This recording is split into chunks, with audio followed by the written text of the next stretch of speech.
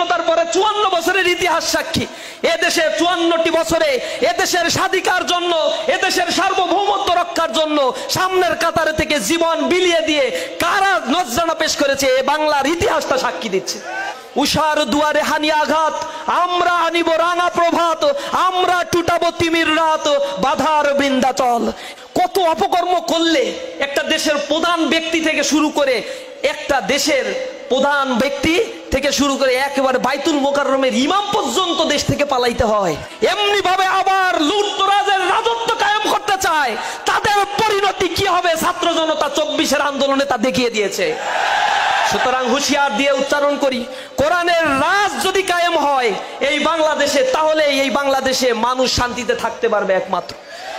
ইসলামী ছাত্র শিবির বিদেশে টাকা পাচার করে না, ইসলামী তার ছাত্র শিবির ধর্ষণ করে না, ছিনতাই করে না, খুন করে না, রাজধানী করে না।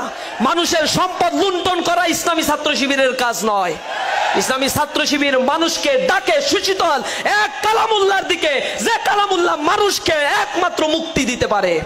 কারণ যখন আসে মাদক খাইতে পারে না, দুর্নীতি করতে পারে না, সুদ খেতে পারে না, ঘুষ খেতে পারে না, জেনা করতে পারে না, ব্যভিচার করতে পারে না, আনডিউ প্রিভিলেজ নিতে পারে না, তখন তারা চিন্তা করে রাজনীতি করি তো টাকা খাওয়ার জন্য, খাইতেই যদি না পারি তাহলে রাজনীতি করে করবোটা কি? যারা খেতে দিচ্ছে না এখন তাদের ধরো, তাদেরকে বলো এরা জঙ্গি, এরা মুক্তিযুদ্ধ বিরোধী, এরা দেশ বিরোধী। অথচ স্বাধীনতার পরে 54 বছরের ইতিহাস সাক্ষী।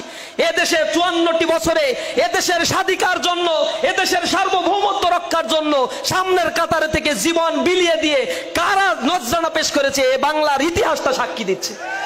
ইসলামী ছাত্র শিবির বিদেশে টাকা পাচার করে না, ইসলামী তার ছাত্র শিবির ধর্ষণ করে না, ছিনতাই করে না, খুন করে না, রাজধানী করে না।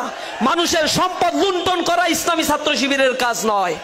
ইসলামী ছাত্র শিবির মানুষকে ডাকে সুশীতল এক কালামুল্লাহর দিকে, যে কালামুল্লাহ মানুষকে একমাত্র মুক্তি দিতে পারে। এই কথাগুলো যখন আমরা বলছি তখন কনস্পাইরেসি করে আমাদেরকেও ষড়যন্ত্র করে জেলে নেওয়া হয়েছে, হত্যা করা হয়েছে। কোরআনের পাখি আল্লামা দেলোয়ার হোসেন সাঈদীর কণ্ঠকে রোধ করার জন্য তাকে জুডিশিয়াল কিলিং এর মাধ্যমে জেলখানায় নিয়ে তাকে দিনের পর দিন সেখানে রাখা হয়েছে। সর্বশেষ কনস্পাইরেসি করে আল্লাহর ডাকে তিনি সাড়া দিয়ে চলে গিয়েছেন। এখানে শহীদ আলী হাসান মোহাম্মদ মুজাহিদ ভাই, আজকে শাহাদাত বার্ষিকী, আমাদের শহীদ মাওলানা মতিউর রহমান নিজামী থেকে শুরু করে ইসলামী ছাত্র শিবিরের প্রথম কেন্দ্রীয় সভাপতি মীর কাসেম আলী মিন্টুকে তারা শহীদ করেছে। তারা মনে করেছে প্রথম কয়েকটা নেতাকে হত্যা করলে জামাত ইসলামও শেষ, শিবিরও শেষ, এগুলা শেষ হয়ে গেলে শান্তি মতো যা চাই তাই করতে পারবো। শান্তিতে কি কি করছে তা তো জানেনি, শ্বেতপত্রে প্রকাশ তো পেয়েছে। 240 বিলিয়ন ইউএস ডলার বাংলাদেশ থেকে শুধু পাচার করছে। উন্নয়নের নামে, উন্নয়নের মহাসড়কে মানুষকে উঠিয়ে দিয়ে তল থেকে সব নিয়ে চলে গেছে এই দেশের। যুব শক্তিকে এরা সম্পদে পরিণত না করে এরা একটা দারিদ্রময়, দুর্ভিক্ষময় একটি রাষ্ট্র গঠনের কনস্পাইরেসি করেছে।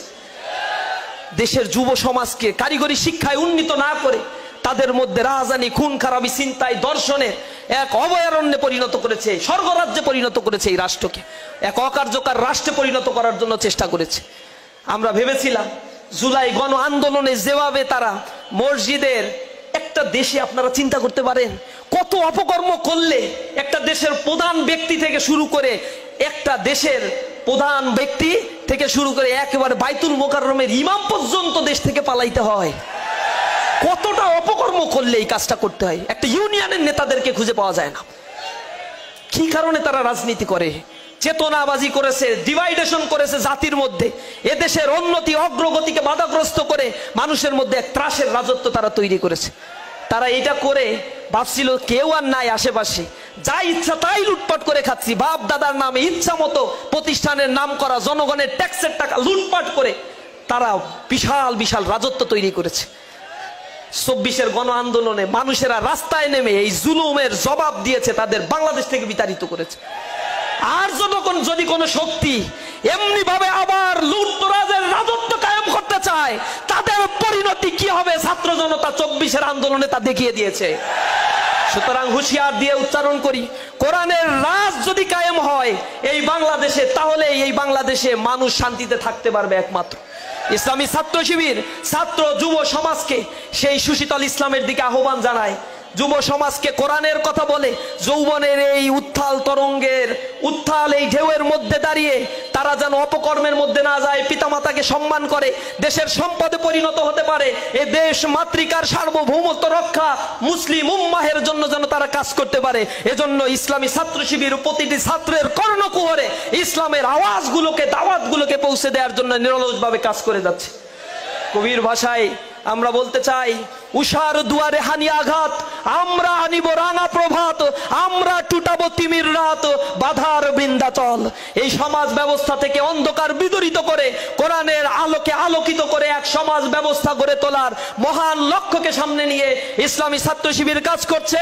কোরআনের বিরুদ্ধে যখনই কেউ বৃত্তাঙ্গুলি উচ্চারণ করবে, ইসলামী ছাত্র শিবির তাদেরকে জানিয়ে দিবে, এ দেশে মুসলিমরা বেঁচে থাকতে কোরআনের বিপক্ষে কোনো আইন, কোনো নীতিমালা এবং কোরআনের বিপক্ষে কোনো কথা বলার সাহস কাউকে দেয়া হবে না ইনশাআল্লাহ। ইসলামের এই রাস্তায় দিনের পথে জীবন দেওয়ার জন্য, শহীদের নজরানা পেশ করার জন্য, শাহাদাতের তামান্না নিয়ে আমাদের জীবনকে পরিচালনার জন্য উদাত্ত আহ্বান জানাই। যারা এই ভূখণ্ডে ইসলামের মর্যাদা রক্ষার জন্য কাজ করেছে, সারা বাংলাদেশ তথা সারা পৃথিবীতে এক দৃষ্টান্ত উপস্থাপন করেছে, তাদের জন্য আল্লাহর কাছে দোয়া করি, আল্লাহ রাব্বুল আলামিন যেন তাদের শাহাদাতকে কবুল করেন, আমাদের সাথে যেন তাদের সাথে জান্নাতে একসাথে আমাদের এই সঙ্গীদের সাথে যেন দেখা করিয়ে দেন। তাদের পরিবার পরিজনের জন্য দোয়া করি, আল্লাহ রাব্বুল আলামিন তাদের যেন সবরে জামিল ধারণ করার তৌফিক দান করেন। আল্লাহ রাব্বুল আলামিন তাদেরকে যেমনি ভাবে দুনিয়াতে সম্মানিত করেছেন, কিয়ামতের ময়দানেও এই পরিবারগুলোকে আল্লাহ রাব্বুল আলামিন সম্মানিত করবেন ইনশাআল্লাহ।